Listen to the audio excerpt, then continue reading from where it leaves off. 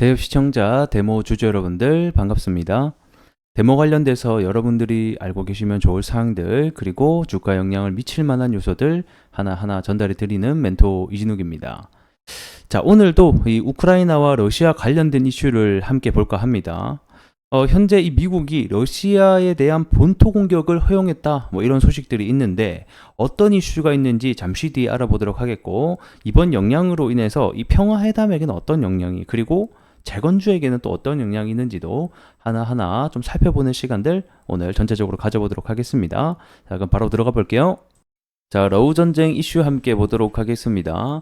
자, 제목 서방 러시아 본토 타격 금기 깨나라는 제목의 뉴스가 나오게 됐는데, 아래 내용을 보게 되면 자, 현재 러시아와 우크라이나 전쟁이 지속되고 있는 가운데 이 러시아가 현재 우크라이나의 본토를 20%나 지금 현재 점령을 해서 계속 밀고 들어오고 있는 상황입니다. 그래서 좀 상황이 점점 좀 안 좋게 되고 있는 상황이고, 그래서 서방이 악화하는 이 전세를 뒤집기 위해서 그동안 금기시해온 카드를 만지작거리고 있다라고 얘기를 하죠.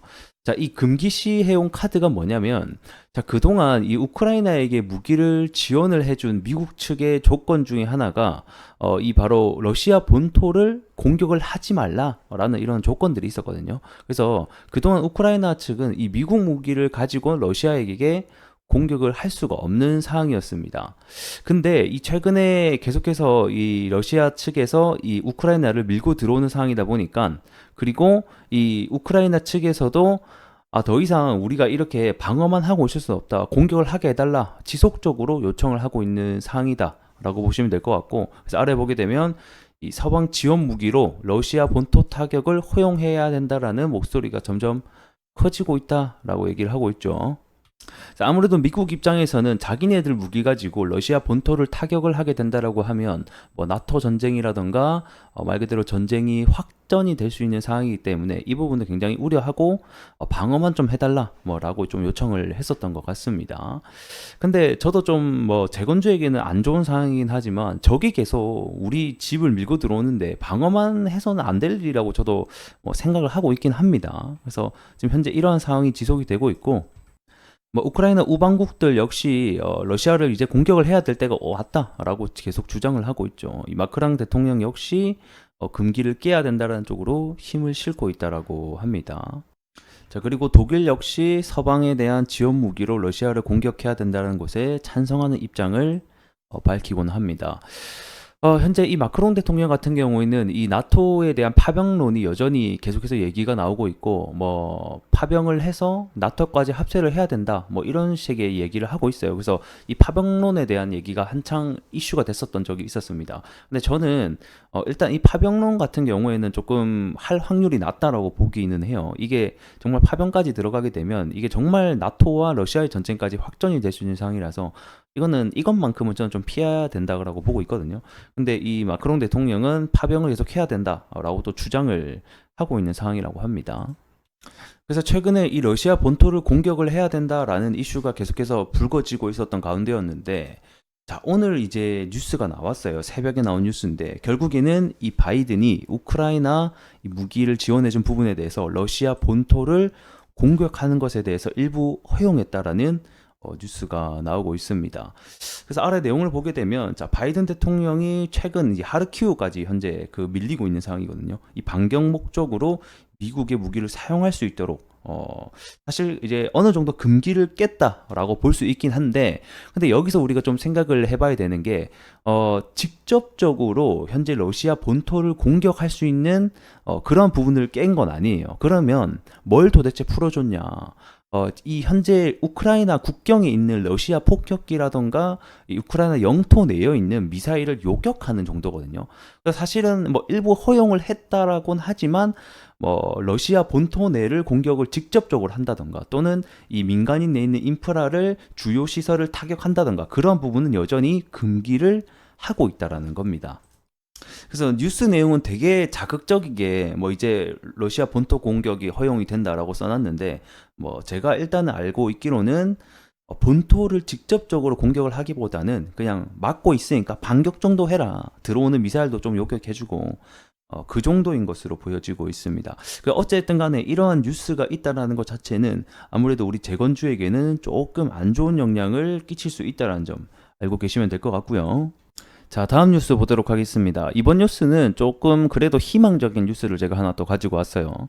자, 우크라이나와 러시아 전쟁은 항상 이런 호재와 악재가 같이 공존하는 뉴스가 굉장히 많습니다. 그래서 이 투자자들에게 굉장히 혼란이 오는 듯한 모습을 보여주는데, 보통 어떤 특정 이슈나 테마에게는 호재면 호재, 악재면 악재 이런 식으로 딱 갈라져서 보여지는 경우가 많은데, 여기는 아무래도 다양한 국가들이 아무래도 참여를 하고 있다 보니까 다양한 의견들이 나온다는 점 먼저 알고 계시면 좋을 것 같고요. 그래서 내용을 보게 되면, 자, 러시아, 중국이 주도하는 우크라이나 평화회담에 대해서 참여 의향이 있다 라는 제목의 뉴스가 나오게 됐습니다. 자, 모르시는 분들도 있을 것 같아서 간략하게 설명드리면, 우크라이나 평화회담이 현재 열릴 것으로 예상이 되고 있죠. 날짜는 6월 15일부터 16일, 이렇게 해서 다음 달 중순쯤에 열릴 예정입니다.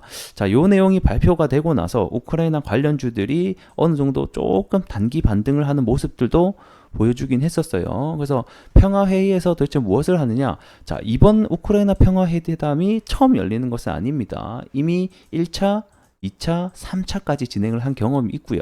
이번에 열리는 것은 이 4차 평화회담이다라고 보시면 좋을 것 같은데, 평화회담의 목적은 당연히 종전 그리고 휴전에 대한 의논을 하는 겁니다. 근데 중요한 것은 여기에 참여하는 나라가 러시아와 중국이 배제됐다라는 거예요. 애초에 직접적으로 전쟁을 하고 있는 러시아 같은 경우에는 아예 참여 의사도 받지도 못했어요. 초청을 받지도 못했어요. 그러한 상태라서 사실 이게 러시아가 없는 이 평화회담이 무슨 의미가 있냐, 이런 비판론도 어느 정도 있었거든요. 근데 여기서 중요한 것은 러시아가 그래도 중국이 만약에 참여를 이끌어낸다 너희가, 그러면 나도 참여 회담에 이 평화회담에 대해서 참여 의향이 있다라고 밝히게 된 겁니다. 그래서 여기서 중요한 키는 우크라이나와 다른 나라들이 이 중국을 평화회담에 참여시킬 수 있을까? 이게 가장 첫 번째 문제가 될 것 같고, 중국이 만약에 평화회담에 참여를 하게 된다 이렇게 되면 진짜 높은 확률로 러시아 역시 참여를 할 확률이 높아졌다라고 보시면 될 것 같습니다. 근데 제가 봤을 때는 참여할 확률이 좀 극히 희박하다라고 보고 있긴 해요. 왜냐하면 일단 얘네들이 주장하는 것 자체가 말이 굉장히 달라요. 우크라이나 측 같은 경우에는 평화회담 10개를 지금 주장을 하고 있죠. 거기 내용을 보게 되면 당연히 가장 먼저 문제가 되고 있는 게 영토 반환해라, 너희 불법적으로 뺏은 거, 이거에 대한 조건이 들어가 있고, 나머지 이제 모든 수감자 석방을 하게 되고, 러시아군 철수해라, 이런 내용들이 담겨져 있고요. 그다음에 러시아 같은 경우에는 지금 자기네들이 점령한 지역에 대해서 영토를 주는 조건으로 전쟁을 그만하겠다라고 주장을 하고 있죠. 최근에 나온 뉴스를 보게 되면 우크라이나 땅 20% 점령한 러시아, 지금 상태로 종전 가능. 그러니까 결국에는 우리들이 뺏은 땅 인정해주면 그만할게 라고 하는 거예요. 근데 이 조건이 서로가 양보를 할 리가 있겠습니까? 우크라이나 입장에서는 당연히 눈뜨고 코베인 경향 마냥 내 땅 뺏기게 됐는데 돌려달라고 하는 거고, 러시아는 당연히 빼앗은 땅 인정해주면 전쟁 그만하겠다라고 하고 있는데, 그래서 이게 사실 기대감은 어느 정도 있기는 한데, 사실 뚜껑을 열어보면 아직까지는 여전히 교착 상태에 있는 것으로 우리가 확인해 볼 수 있다. 이 정도로 알고 계시면 될 것 같고, 그래도 우리가 기대를 해볼 수 있는 것은 6월 중순에 평화회담이 일단은 있긴 하니까 이 일정에 맞춰서 재건주들이 단기적인 모멘텀으로 반등이 나올 수 있다는 게 첫 번째 중요한 포인트가 될 것 같고요. 두 번째 포인트 같은 경우에는 만약에 우크라이나와 다른 서방 국가들이 이 중국의 평화회담을 참여시킬 수 있다라고 하면 그때부터는 또 얘기가 달라질 수 있다고 생각하거든요. 중국이 참여하게 되면 러시아 역시 또 참여를 할 수 있기 때문에 이러한 긍정적인 요소도 우리가 기대를 해봐야 될 것 같고요. 세 번째는 이 평화회담에 대한 얘기입니다. 평화회담이 개최가 되고 나서 여기 안에서 어떤 내용이 과연 나오게 될까? 이게 또 중요한 포인트가 될 것 같은데, 단기적으로는 평화회담이 이제 개최가 되고 나면 재료 소멸로 인해서 주가가 떨어질 수 있습니다만, 그 안에서 또 어떤 내용이 나오냐에 따라서 2차적인 파동으로 이어질 수 있긴 하거든요. 그래서 이런 부분도 우리가 어느 정도 생각을 해봐야 될 것 같고요. 그 다음에 무엇보다 올해 말에 미국 대선이 또 있지 않습니까? 그래서 이 미국 대선에 발맞춰서 최근 올해 24년도만 들어서도 이 러시아 측이 이제 휴전하자, 종전하자라는 의사를 3번 넓게 밝혔단 말이에요. 이렇게 한 해에 3번, 4번 밝히게 된 경우가 처음이기 때문에 이런 종전과 휴전에 대한 가능성 역시 점점점 가까워지고 있다는 것을 어느 정도 우리가 추측을 해볼 수 있을 것 같습니다. 그래서 지금 우크라이나와 러시아 전쟁이 이렇게 진행되고 있구나. 현 상황을 잘 알고 계시면 좋을 것 같고요. 앞으로도 이런 관련된 뉴스 그리고 여러분들이 알고 계셔야 되는 이슈가 발생할 때마다 대부분들이 직장인 분들이고 하나하나 찾아보기 어렵다 보니까 제가 이렇게 옆에서 설명해 드릴 수 있도록 하겠습니다. 자, 무료로 해당 영상 바라보시려면 여러분들이 해주실 것은 구독과 좋아요만 해주시면 감사할 것 같습니다. 자, 차트로 돌아와서 간단하게 포인트 잡아보도록 하겠습니다. 자, 평화회담 일정이 잡히고 나서 단기적으로 바닥에서부터 5양봉을 그려주면서 주가가 올라가는 듯 했으나 이번 사태로 인해서 또 주가가 조정을 받는 이러한 악순환을 반복을 좀 하고 있는 것 같습니다. 하지만 6월 중순까지 우선 일정이 잡혀있기 때문에 제가 봤을 때는 평화회담이 뭐 크게 취소가 되지 않는 이상 단기적으로는 다시 한 번 더 좀 들어줄 것으로 보고 있죠. 근데 해당 구간에서 벌써 한 번, 두 번, 세 번이나 저항을 받았거든요. 그래서 1차적으로는 여기 구간을 돌파하는지가 단기적으로는 중요하겠고, 지선 같은 경우에는 그래도 저점을 올려주는 모습들을 보여주고 있단 말이에요. 그래서 여기서 다시 한 번 더 여기까지 내려오지 않고 저점을 한층 더 올려주는 모습들이 장기적이라기보다는 뭐 스윙 관점에서는 이렇게 밟고 올라갈 확률도 높다 이렇게 보고 있습니다. 그래서 일단 6월 중순 때까지 좀 지켜보면서 어떤 내용들이 계속 나오는지 우리가 좀 지켜보도록 하겠습니다. 제가 이제 평화회담뿐만 아니라 이 재건 관련된 이슈가 나타날 때마다 여러분들에게 해당 뉴스와 소식들 전해드릴 수 있도록 노력하겠습니다. 자, 오늘 영상은 여기서 마무리를 해보도록 하겠고요. 전 또 다음 시간에 인사드릴 수 있도록 하겠습니다. 고맙습니다.